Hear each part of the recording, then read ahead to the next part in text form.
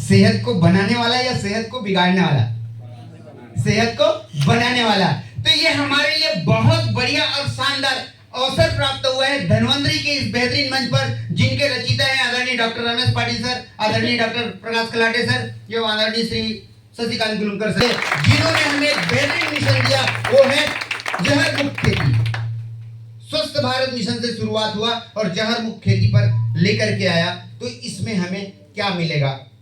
तो बहुत ही बढ़िया और शानदार उत्पाद हमें प्राप्त हो रहे हैं एग्रीकल्चर के आरपीएस क्षेत्र से लेकर के फसल परिपक्व तक लगने वाले सारे उत्पाद, जिसमें हमारा सबसे पहला मिशन है बीज संस्कार की। तो ये बीज संस्कार ही है जिसके वजह से हमारे आने वाले अनाज हैं उनके नस्ल अच्छे होने वाले हैं।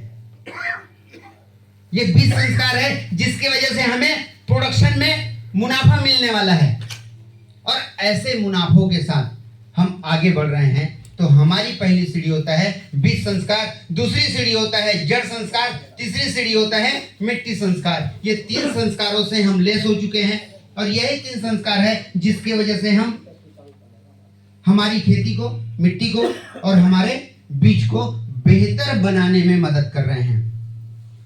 यही एग्रीकल्चर का भी उत्पाद है जिसमें हम कुछ फसल अभी लगा चुके। क्या क्या लगा चुके होंगे?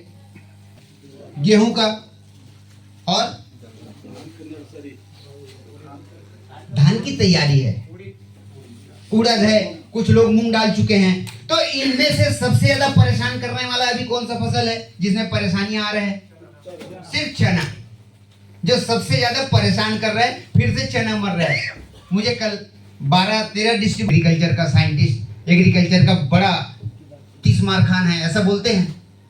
मुझे नहीं, पहले चने को बीज के साथ कोटेड करके छोड़िए, फिर उसके बाद बोलिए कि बीज, उसके बाद प्लांट मर रहा है क्या। 1 लीटर जमीन पर तो डालिए, उसके बाद बताइए मर रहा है क्या। ये 2 काम हमने किए हैं क्या? किए ही नहीं है तो मरेगा ही, क्योंकि उस पर हम डाल क्या रहे हैं? सबसे ज्यादा पोषण को खत्म करने वाला क्या है? निंदानाशक, जो हमारे जमीन की पोषण को खत्म करते जाता है। उसका बी प्रैक्टिकल आप देख लीजिएगा। चाहे चने की खेती में आप अभी निंदानाशक चला रहे होंगे या चला चुके होंगे, सिर्फ बुआई के समय ही डलता है ताकि चौड़े पत्ती ना आए। हर्बिसाइड डाले तो सारे न्यूट्रिएंट न्यूट्रल ही हो जाते हैं, तो घास तो बाहर नहीं आता है, पर मिट्टी में भी तो उसका अवशेष बचा हुआ है। ये क्या करेगा? ऐसे बैक्टीरियाओं को जन्म दे देता है जो सामान्य फंगिसाइड या बैक्टीरियासाइड से नहीं जाने वाला है।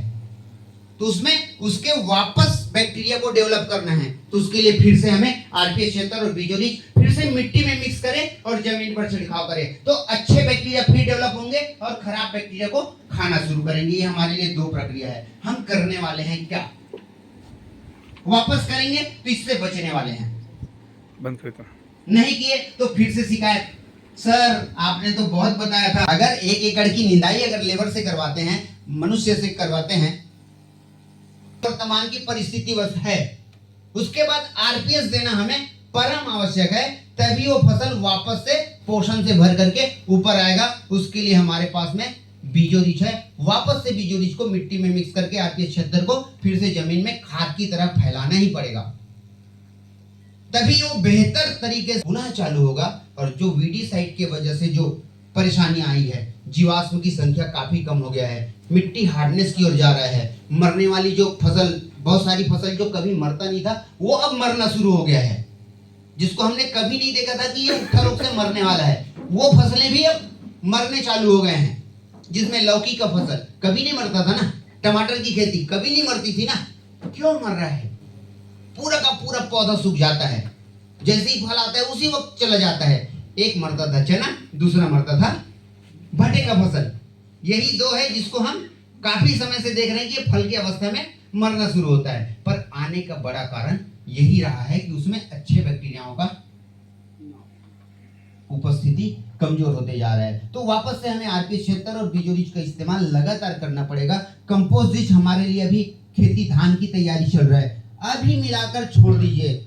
जिस जमीन पर हमने पैरा छोड़ के रखा हुआ है, हो सकता है पानी हमने पिला दिया है, कंपोजिट और आरपीएस 1 लीटर डाल के छोड़ दीजिए। भले पैरा सड़े ना सड़े, नमी होना चाहिए। उसके बाद देखिए उसका कमाल। 4 दिन, 8 दिन, 10 दिन, 15 दिन या 20 दिन बाद जब हम मचाई करेंगे तो वहां पर जीवाश्म की संख्या इतनी हैवी आ जाएगा, इतनी अच्छे से हो जाएंगे कि जो कचड़े हमारे पास पड़े हैं फसल अवशेष का, वो जब मिट्टी के साथ मिक्स होके जाएगा तो लाखों टन खाद में परिवर्तित होकर के हमारी मिट्टी को पोषण देने वाला है। लीटर जितना डालें उतना बेहतर है।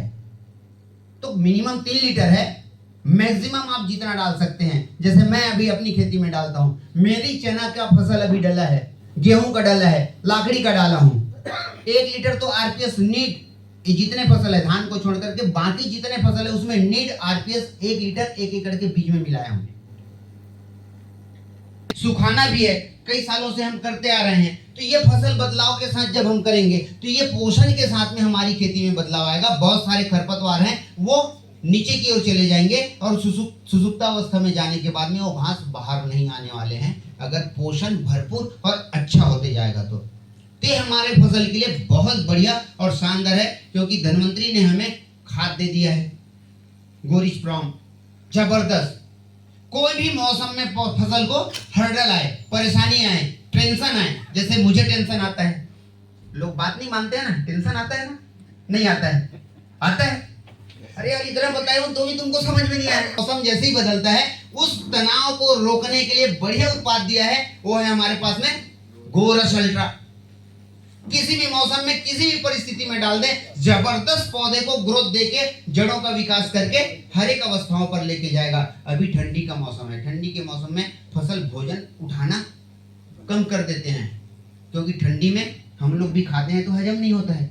वैसी फसलों को भी कितना भी भोजन दे दो हजम नहीं करता है। उसको हजम करने के लिए गोरस अल्ट्रा डालेंगे, फसल तेजी से ग्रो होता रहेगा और उत्पादन लगातार बढ़ता रहेगा।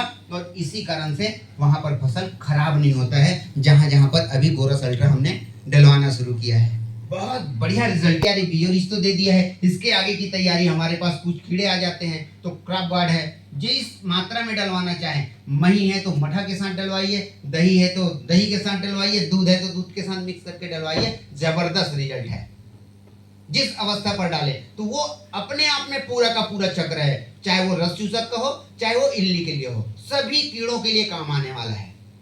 तीसरी बात है, फिर से वापस समय के साथ डालना है। तो हम सभी जानकारी लेते हैं, हमारे आदरणीय डॉक्टर संतोष साहनी सर बताते भी रहते हैं कि अमावस्या के समय में तैयारी करना है। तो वो अकेला प्रोडक्ट है इम्यूनोरिच अल्ट्रा, जो अंडे से लेकर इल्ली तक को लेकर के जाता है।